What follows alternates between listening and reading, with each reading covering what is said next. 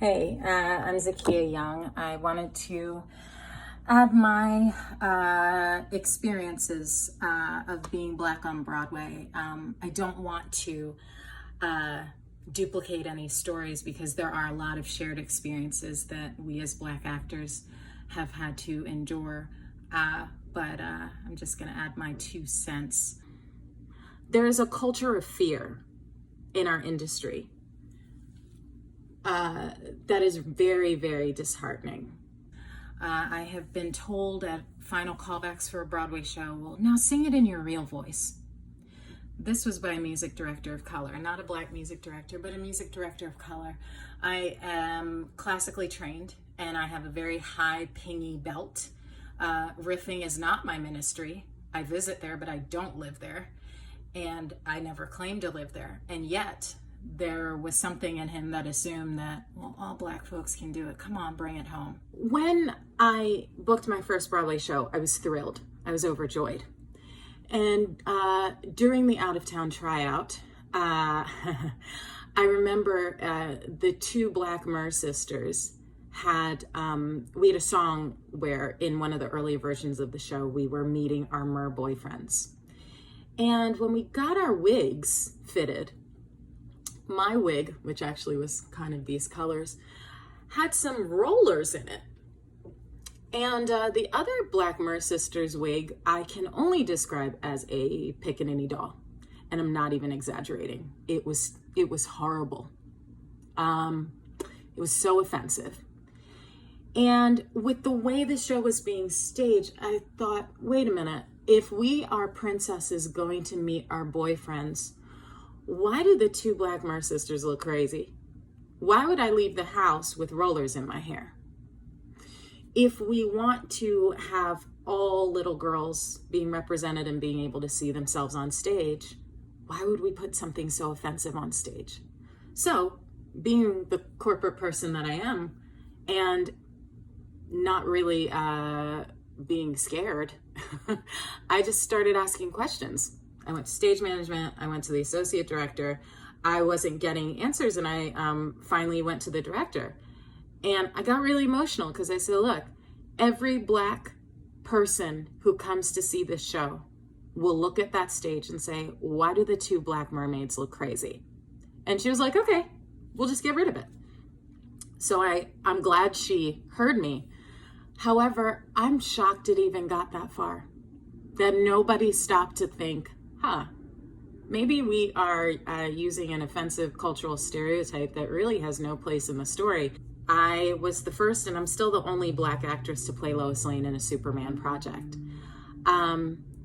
What was interesting was that the creative team had my back. The marketing department, not as much.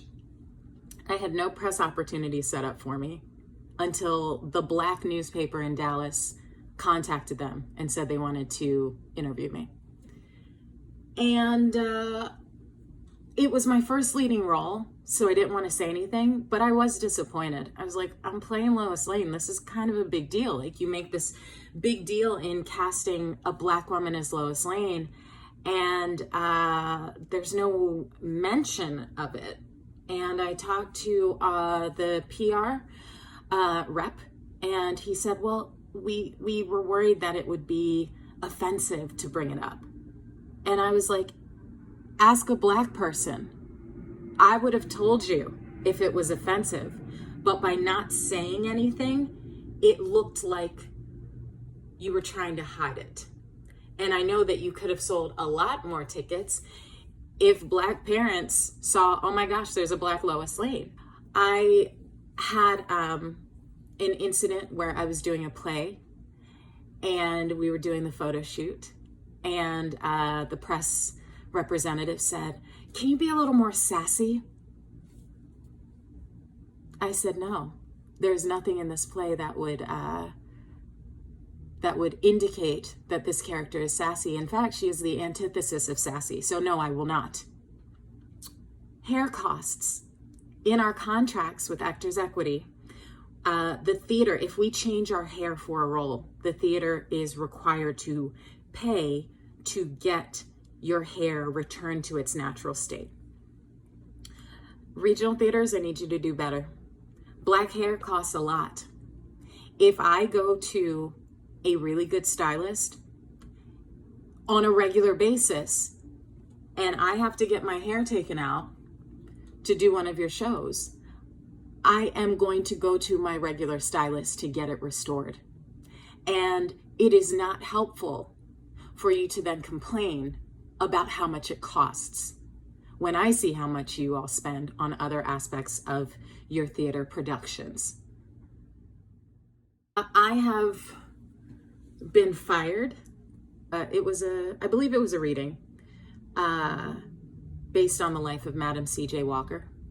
There was not a Black person on the creative team, white female director. And I was asking her questions very similar to how I am speaking right now, just about the script, because there were holes in the script. And I was thinking, okay, I mean, every actor can attest, sometimes we're doing a reading and we're like, ooh, okay, this needs work. The work is not done yet, so let me figure out how I can make this work so that the piece can look better, right? So I'm trying to just get some more info. And I get a phone call the morning of the presentation telling me that I am being released to not come in, and that the director felt that I was being aggressive and negative. I said, wow, okay. I disagree.